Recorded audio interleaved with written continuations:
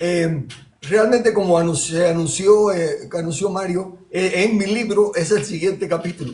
Pero basado en algunas experiencias que he tenido durante el día, algunos comentarios acerca de la plática de anoche y tal vez mi poca habilidad para responder a las preguntas que me hacen, quise adelantarme en los capítulos y me fui hasta el capítulo 16 de mi libro, que se llama Lo que en realidad gobierna al hombre.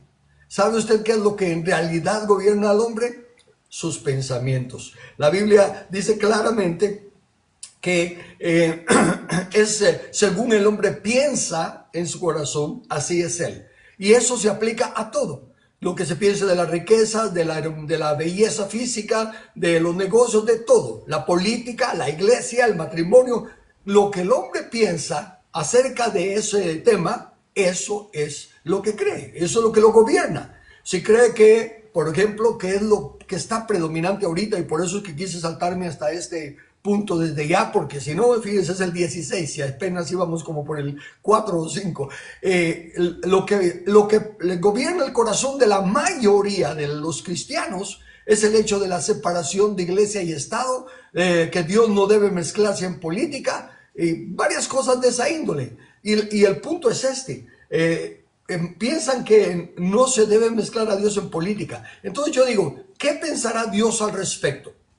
¿Querrá Dios que lo mezclemos en política o no? Los que defienden el punto de que no debemos mezclar a Dios en política, ¿pueden encontrar en la Biblia el apoyo a su actitud? En el donde Dios diga, no me mezclen a mí en política, desde luego no lo va a decir así. Pero me refiero que de alguna manera diga, en los asuntos de la humanidad, las creencias políticas o la historia de la gente, yo no me meto, algo así. Piense, razone, por favor. Solo eso, no mezclar a Dios en política. Quiere decir entonces que el omnipresente, el omnisciente, o sea, que está presente en todo y que lo sabe todo, no debe de mezclarse en todo. ¿Se recuerda que hay un salmo que hace la pregunta, ¿a dónde huiré de tu presencia? ¿A dónde me iré? Si subo a las alturas, tú estás allá. Si me voy abajo, tú estás en lo profundo. Aún las tinieblas no me encubren de ti, porque aún en las tinieblas resplandece la luz de tu verdad. Entonces, en palabras, si Dios es omnipresente y omnisciente, no sabe todo lo de política y no sabe los pensamientos de los hombres que están gobernando, y como en todo da consejo, o no tendrá consejo Dios para los políticos. ¿Habrá Dios hecho un consejo para los esposos y para los padres de familia y para los pecadorotes que tenemos que arrepentirnos para recibir a Cristo y todo? Pero no se ha hecho ninguna previsión para los políticos. Dios dice, uy, no, con los políticos no me metan a mí. ¿Cree usted que esa es la actitud de Dios? ¿Acaso no Él vino y dice que Él no quiere la muerte del impío, sino que los impíos se arrepientan? Y recuérdense que arrepentirse es cambiar el entendimiento, la forma de pensar. Entonces Dios quiere que también ellos conozcan. Entonces, razone, por favor. Mi clamor a ustedes no es de que acepten y se traguen, como vulgarmente se dice, todo lo que oyen de mi parte, ni lo mío. Es justo, correcto, necesario que cuestionen lo que yo digo, pero que lo cuestionen a la luz del escrito está. Porque si yo leo lo que dice la Biblia, desde luego respetando su contexto, no voy a agarrar textos fuera de contexto, porque entonces ya, como dice el refrán, es un pretexto. Pero si lo que yo le leo, le estoy dando los textos bíblicos contextuales, no es a mí al que tiene que creerme, pero si cree la Biblia, crea la Biblia. Y si me va a llevar la contraria porque no cree lo que dije, que aunque estoy leyendo la Biblia, lléveme la contraria citando la Biblia. Porque si usted quiere, si yo le leo aquí, ¿verdad? Por ejemplo, hay que mezclar a Dios en política. Desde luego no está escrito, solo es una ilustración. Hay que mezclar a Dios en política. Y usted está en contra de eso, automáticamente me va a salir, no porque la política es sucia, pero no me va a dar un texto. Y no va a explicarme por qué no cree que hay que mezclar a Dios en política. Así que en esta noche me decidí adelantar, como le digo en el bosquejo de mi libro, para tomar ese, y tomo el de que no hay que mezclar a Dios en política, y hago la pregunta: ¿qué pensará Dios de eso? ¿Se ha parado usted a considerar, como estoy haciendo ahorita, lo que dice Dios acerca de eso? ¿En alguna parte de las Escrituras usted encuentra que Él diga, no me mezclen a mí en sus asuntos políticos, en sus asuntos de gobierno? ¿Acaso no? Él era el que estaba enviando profetas a los reyes y a algunos reyes hablándoles directamente. No o sea que todo lo que aconteció en el llamado Antiguo Testamento, ¿verdad? Todo el tiempo de los jueces y los reyes y todo lo demás, eso no era política. ¿Ah? Esa es otra cosa que usted tiene que pararse a pensar.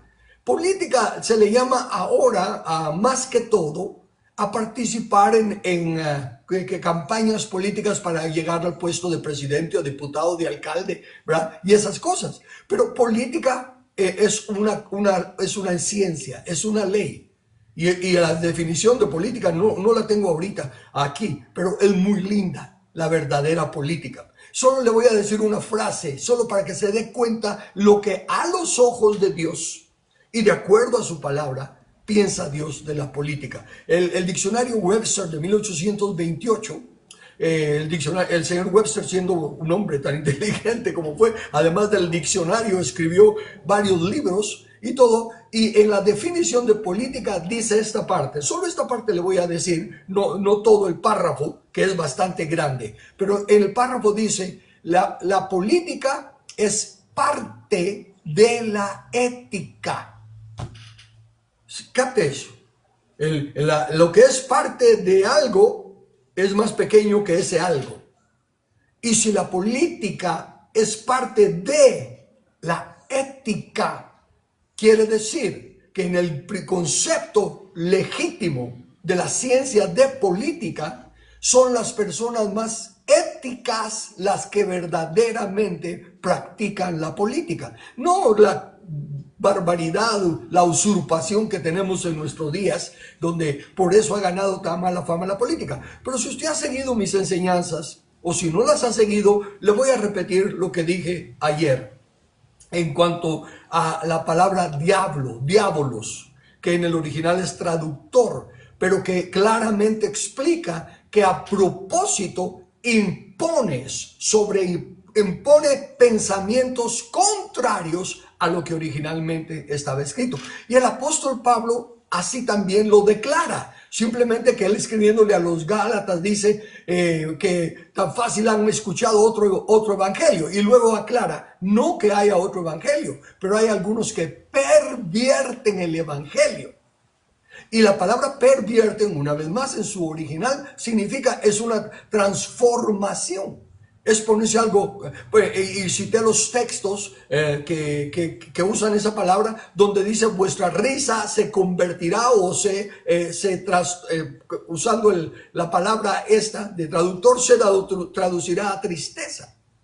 ¿Ve? Es todo lo opuesto. Entonces Pablo está diciendo que nuestro evangelio, todos los que creemos en la Biblia y en el evangelio, pero que el evangelio que la mayoría por siglos creímos como el evangelio, es una distorsión para distraernos, para alejarnos de la verdad del verdadero evangelio. El evangelio que Cristo predicó. Paremos ahí, paremos ahí.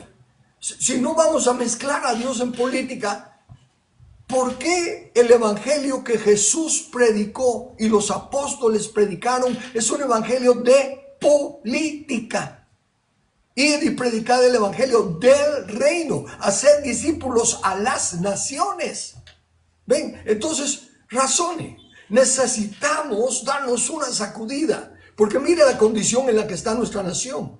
De no hacer algo nosotros que somos llamados a ser la luz del mundo y la sal de la tierra, de no hacer algo y darnos cuenta que lo mismo le pasó a Cuba, lo mismo le pasó a Nicaragua, lo mismo le pasó a Venezuela, lo mismo está pasando en Colombia y en otros lados, que cuando se cree que la corrupción es lo que predomina y todos saben por qué.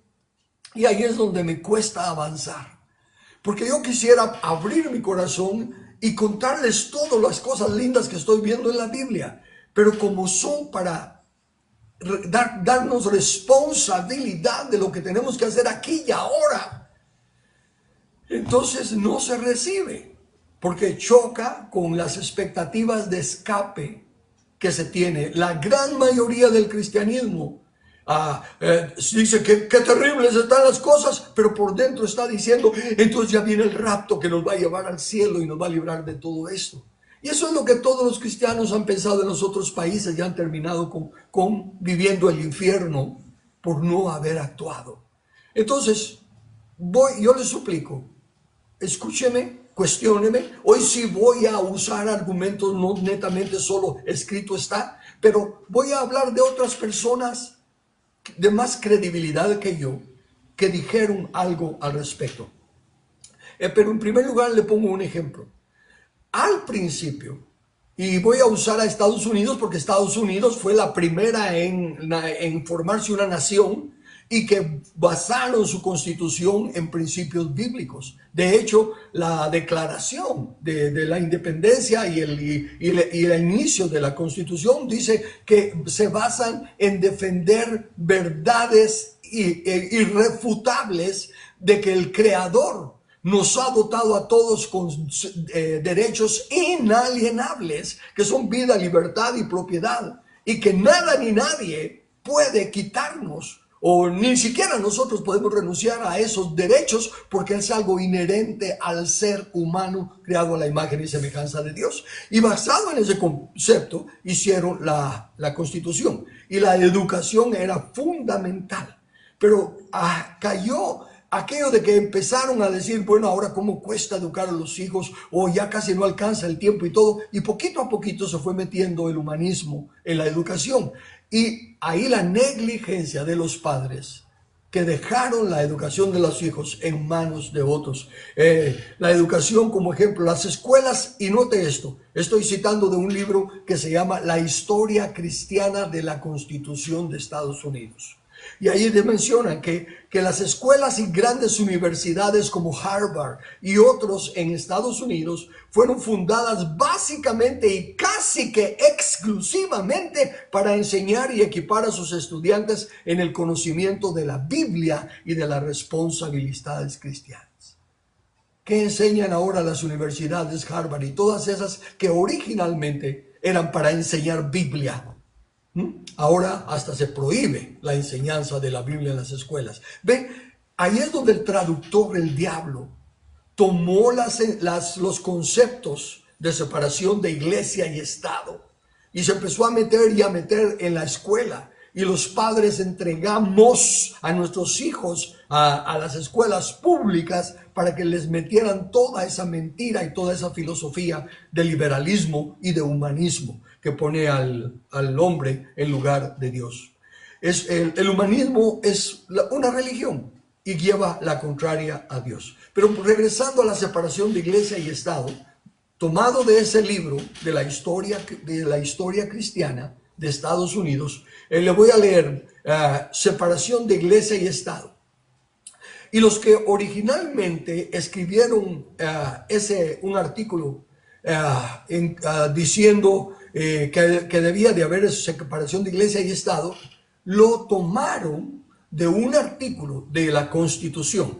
Entonces está en la Constitución. No, no está en la Constitución. El artículo que ellos tomaron, lo distorsionaron, lo pervirtieron exactamente como nos advierte el apóstol Pablo. Y usted se va a dar cuenta, porque le voy a leer cómo está escrito el artículo. Y usted razonará, de ahí no se puede... sí, ahí está clarísimo que hay que separar la iglesia del Estado. Usted va a decir, no, ahí no dice que se puede separar la iglesia del Estado. Va a ser su decisión.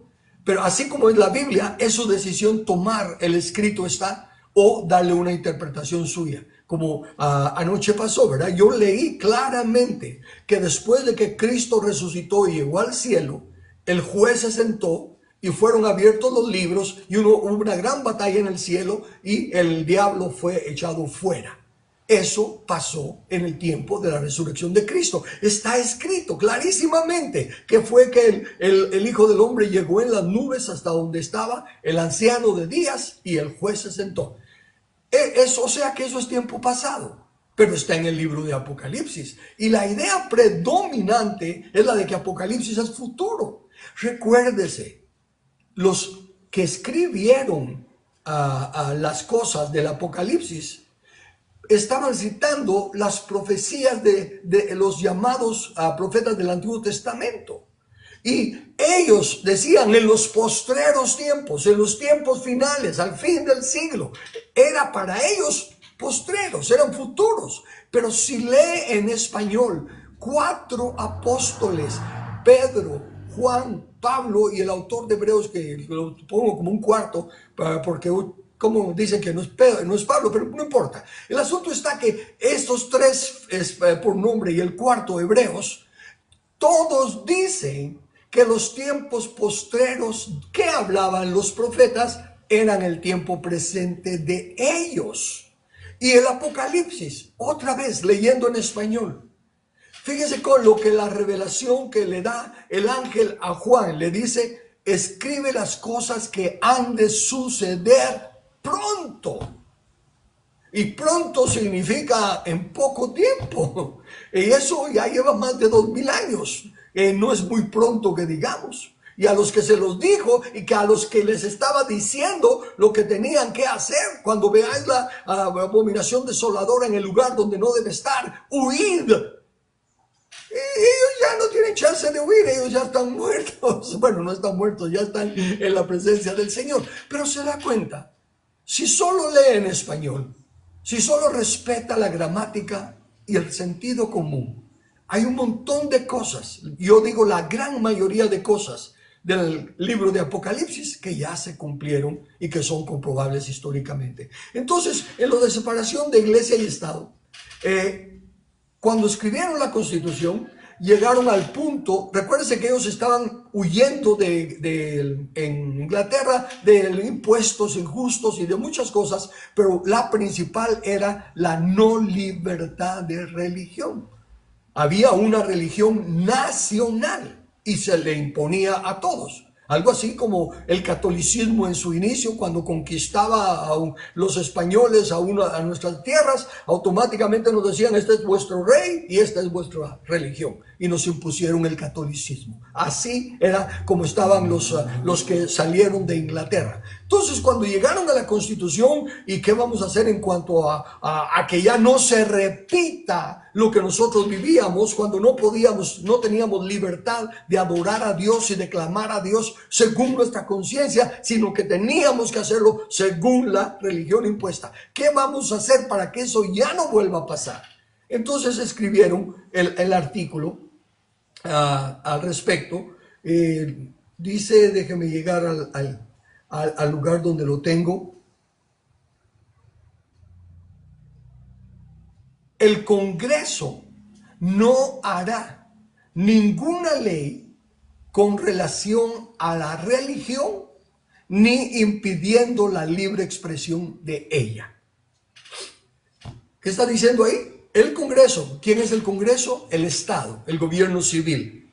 No hará ninguna ley, ni imponiendo ni entrometiéndose en la libertad de religión. Allí está hablando de separación de Estado e Iglesia. ¿Pero qué está diciendo?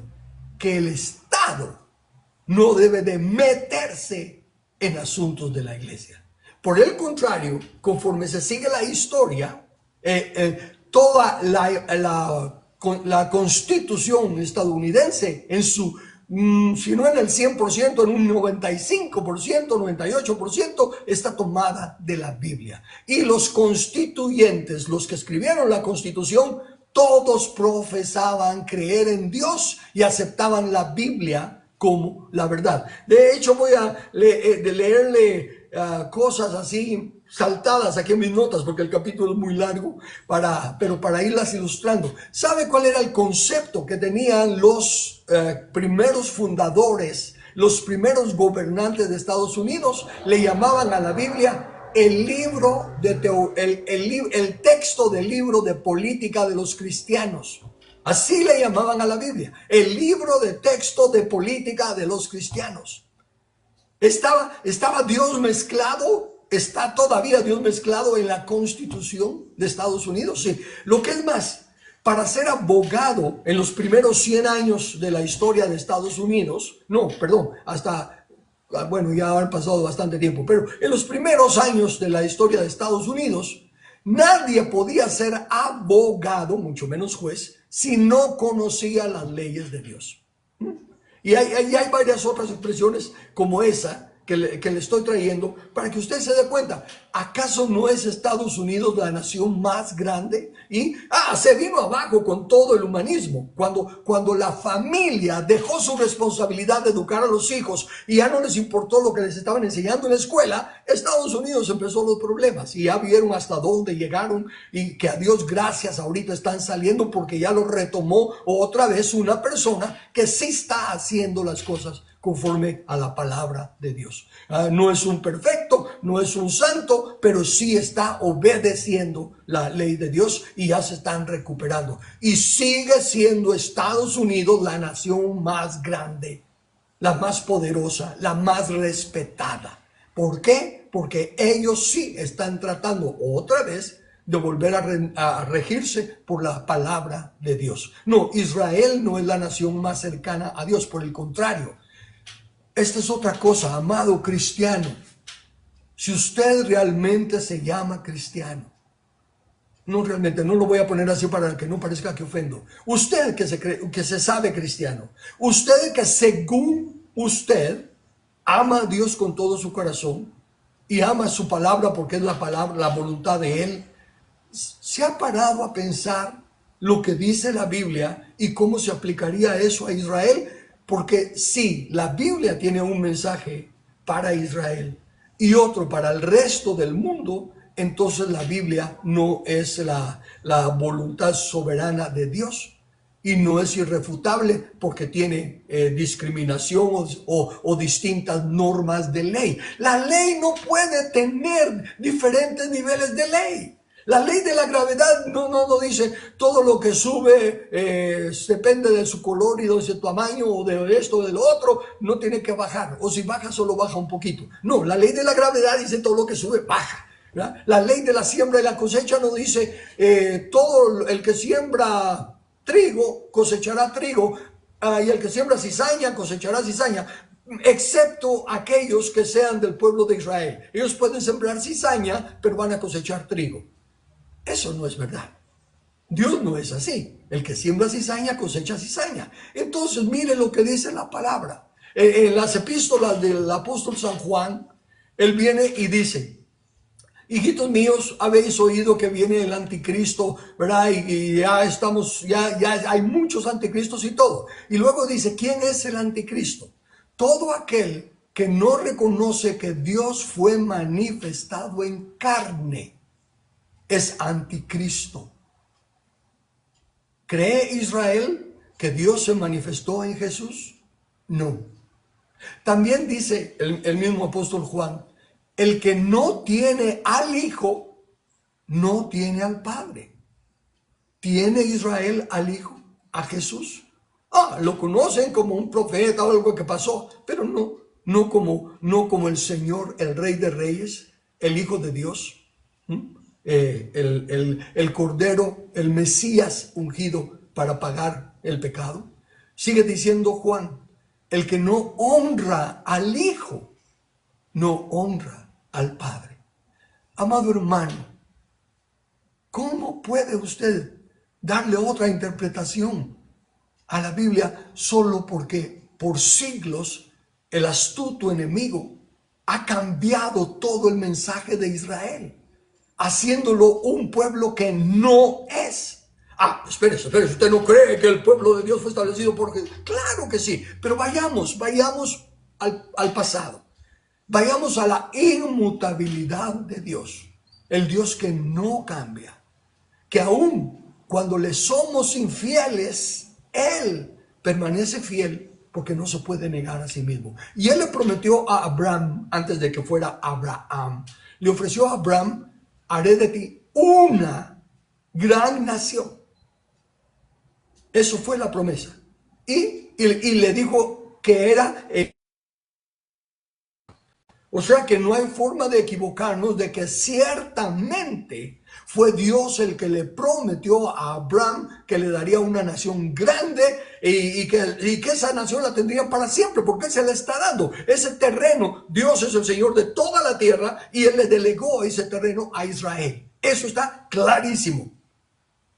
Pero luego siga leyendo y va a darse cuenta que hay una condición. Dice claramente Dios hablándole a Israel: si oyereis atentamente mi voz y guardareis mi pacto, vosotros me seréis un especial tesoro.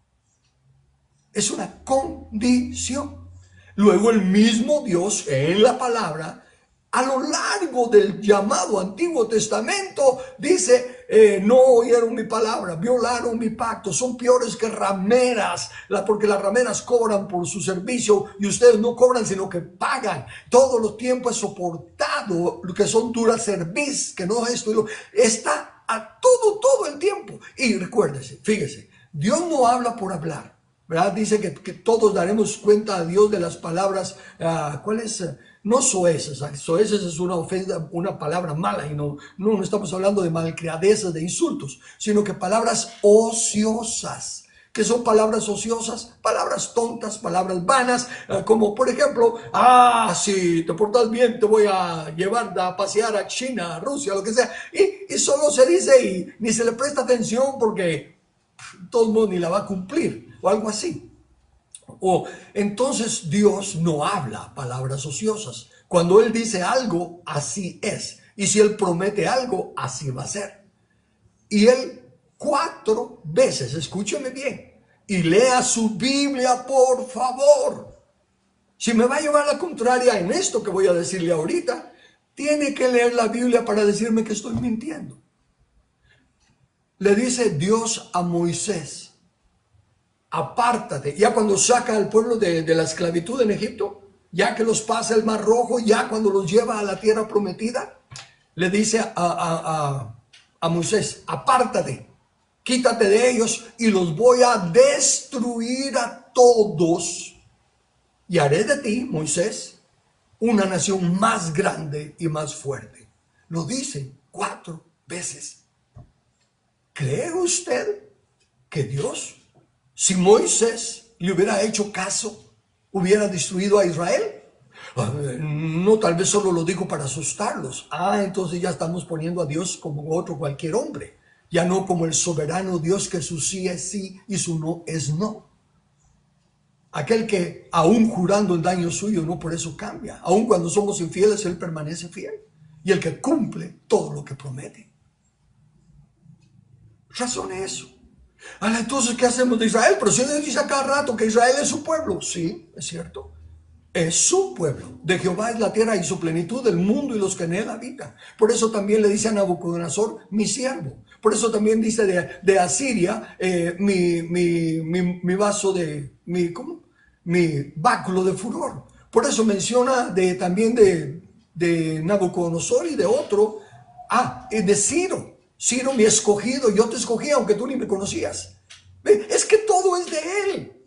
Escúcheme ahora, hasta el diablo está bajo el control de Dios. Dios le permite al diablo las cosas que está haciendo porque sabe cómo va a corregirlo. Le permitió que engañara a Eva y que tentara a Adán, pero también ya tenía la respuesta. Inmediatamente le dijo: la simiente de la mujer va a venir y te herirá en la cabeza, o sea que te va a vencer.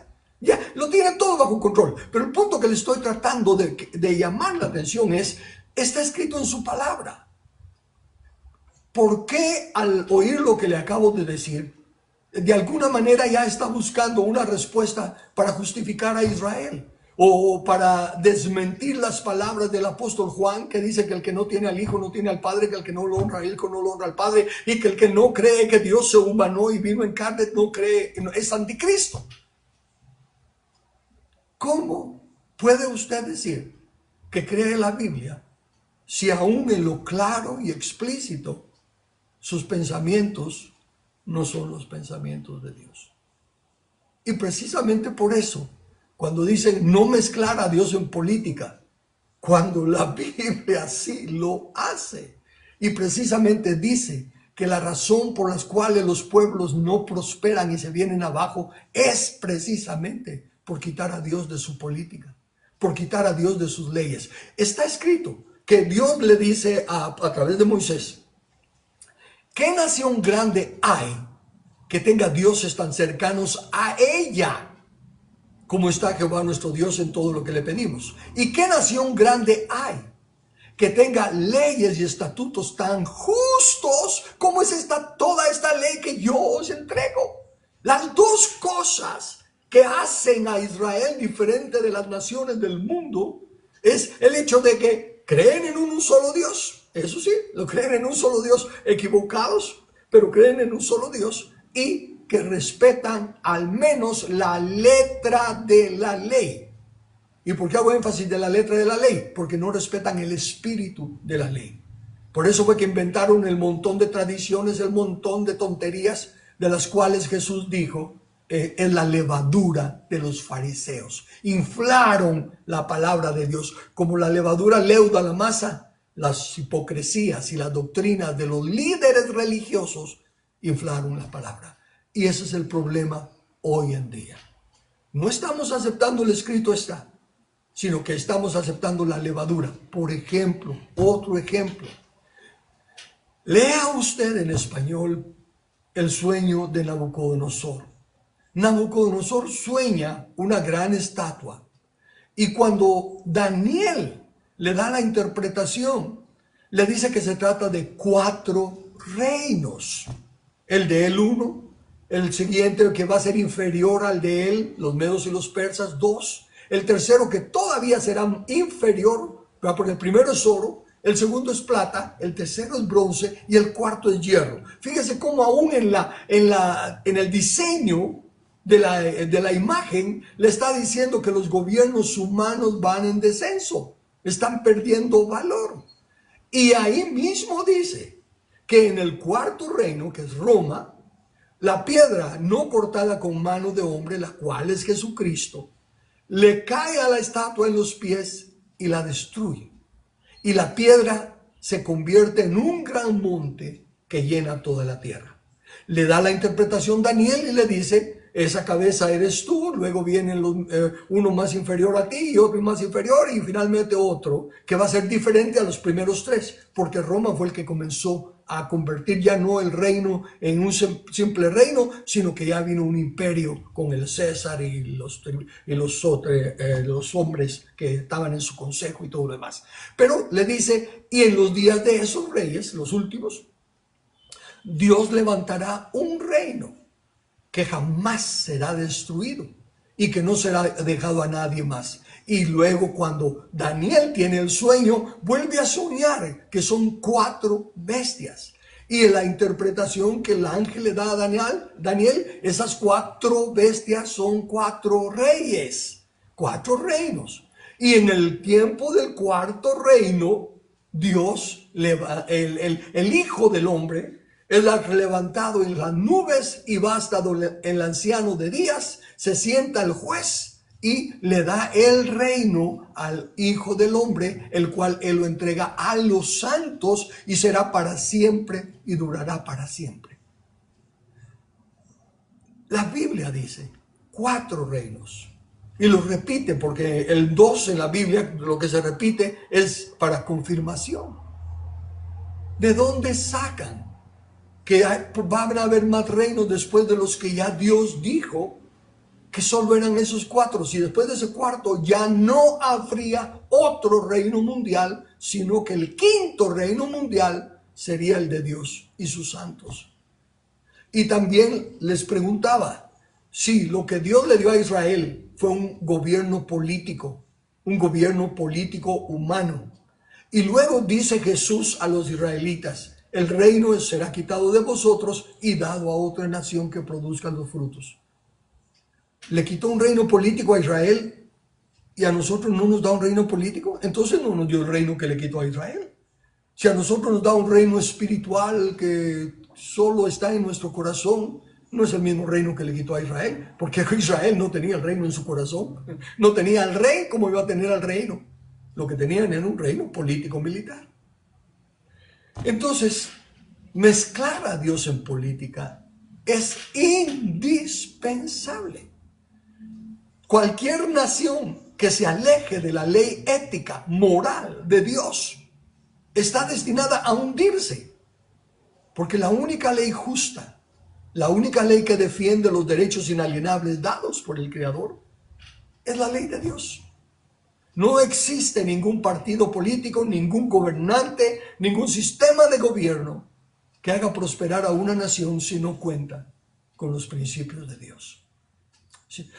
Y hay un montón de cosas que a los humanos les agradan, ¿verdad? Si el amor al dinero es la raíz de todos los males, pues entonces cualquier gobierno que ofrezca que va a mejorar la situación económica es bien visto. Porque claro, todos necesitamos dinero para nuestros gastos y esto y lo otro, pero eso no es el reino de Dios. Donde haya el reino de Dios, difícilmente habrá la corrupción. No habrá la corrupción, porque habrá vara de hierro, que es con la cual el rey juzgará. Entonces, le estoy hablando de la advertencia. ¿Quién lo dijo? Se le atribuye al filósofo español Jorge Agustín Nicolás Ruiz de Santayana, que él fue el que dijo: el que no estudia la historia está condenado a repetirla. Luego se le atribuye a otras personas que le cambiaron alguna fraseología y todo lo demás. Pero el punto está, Pablo dice eso mismo en la Biblia, en el capítulo 10 de Corintios, de Primera de Corintios, en los versículos 6 y el versículo 6 y el versículo 11. Estas son palabras de Pablo que están en la Biblia, en Primera de Corintios 10, 6 y 11. El apóstol Pablo dice: mas estas cosas sucedieron como ejemplos para nosotros. Está recordándole lo acontecido a Israel. ¿Ok? Y recuérdense que Pablo, contrario a lo que los judaizantes de hoy en día dicen, no, es que Pablo tenía no sé qué cosas contra Cristo y contra Israel y todo lo demás. Y Pablo fue el que dijo: si eso ayudara a que algunos de mi pueblo fueran salvos, yo estaría dispuesto a ser anatema. Eso no es alguien que le lleva mal a Israel. Pero es Pablo el que dice: mas estas cosas sucedieron como ejemplos para nosotros, para que no codiciemos cosas malas como ellos codiciaron. Y el versículo 11: y estas cosas les acontecieron, todo lo que escribe, como ejemplo, y están escritas para amonestarnos a nosotros, a quienes han alcanzado los fines de los siglos. ¿Se recuerda lo que le dije de que los profetas decían tiempos postreros, fines de los siglos? Y los apóstoles dicen: no, a nosotros nos han alcanzado los fines de los siglos. Se cumplieron allí. Lo que aquellos llamaban postreros fue el presente de los apóstoles. Entonces hay que estudiar a Israel, pero para no cometer los mismos errores que ellos cometieron. Le voy a ir me voy a adelantar a leerle algunas cosas que tengo en el libro, como esta. ¿Ha oído usted la expresión un gobierno del pueblo, por el pueblo y para el pueblo? ¿Le parece que eso es algo bueno? ¿Qué significa un gobierno del pueblo? Bueno, que surge del pueblo. Es porque dice un gobierno del pueblo, por el pueblo y para el pueblo. Entonces, si el pueblo es el que pone el gobierno, sale de los miembros del pueblo, o sea que surge del pueblo, es un gobierno del pueblo y es para el bien común, para el pueblo. ¿Ok? Sí, ¿quién dijo eso? ¿Sabe usted quién dijo eso? La mayoría lo atribuye al presidente Abraham Lincoln, porque él lo dijo, ciertamente lo dijo. Pero él simplemente estaba citando al que lo dijo. Y el que lo dijo como, ¿cuánto tiempo antes? Creo que fue como 500, no me recuerdo cuántos tiempo antes, pero muchísimos años antes. Ya el que lo dijo ya no vivía cuando Abraham Lincoln lo dijo. El que lo dijo se llamaba John Wycliffe. Si usted es cristiano, que está familiarizado con ese nombre. ¿Y en qué está familiarizado con él? Que son una organización ahora, la organización Wycliffe, que se dedican a hacer lo que él hizo, traducir la Biblia a los diferentes idiomas. Aquí en Guatemala han ayudado a traducir la Biblia a diferentes lenguas o lo que hablan, ¿verdad? En los cachiquel, pocomán y cosas de esa índole. Ok, pero el punto es que el que lo dijo fue John Wycliffe. Déjeme leerle.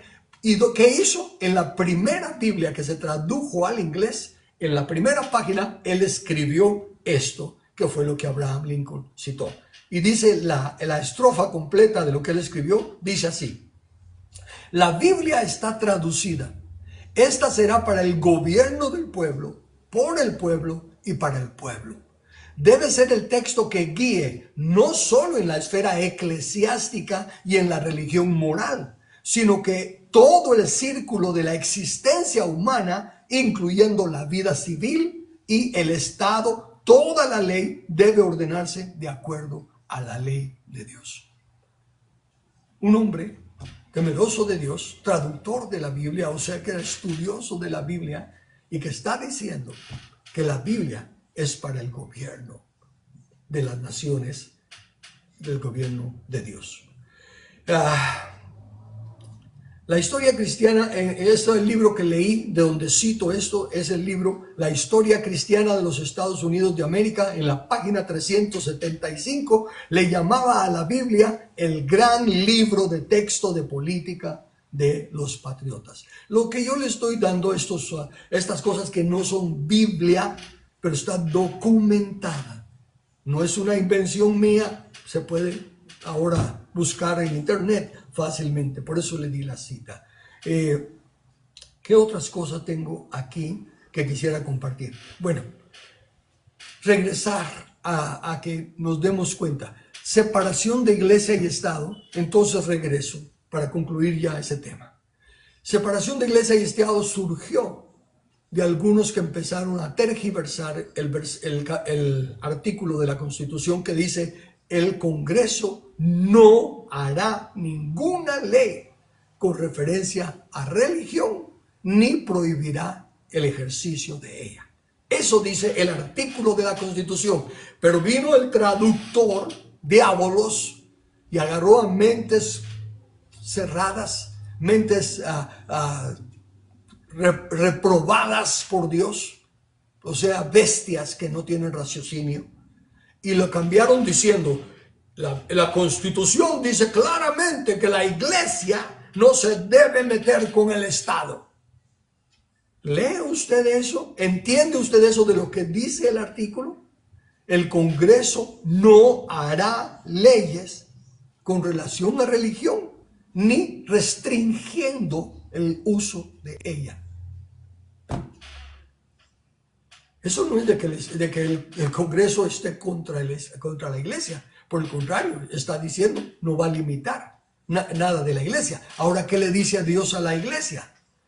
Por ejemplo, el texto ahorita se me escapa, pero usted haga su parte también. Yo le voy a citar el texto y usted agarre su Biblia, a ver si no me lo estoy inventando yo, búsquelo, porque solo sé que es Pablo a Timoteo. Ya no me recuerdo exactamente el capítulo y el versículo, pero dice: a fin de que la multiforme sabiduría de Dios sea ahora dada a conocer por medio de la iglesia a los principados y potestades en los lugares celestiales. Y como ya expliqué en otro estudio, que agarré la Biblia con el idioma original para buscar en dónde estaban esas palabras principados y potestades en todo el Nuevo Testamento, y en ninguna de ellas se traduce espíritu o demonio. En todas se traduce gobernantes, magistrados, lugares de gobierno. Y entonces claramente está diciendo Pablo que la multiforme sabiduría de Dios se la tiene que dar a conocer la iglesia a los gobernantes. ¿Cómo no se va a mezclar a Dios en política si esa es una orden a la iglesia?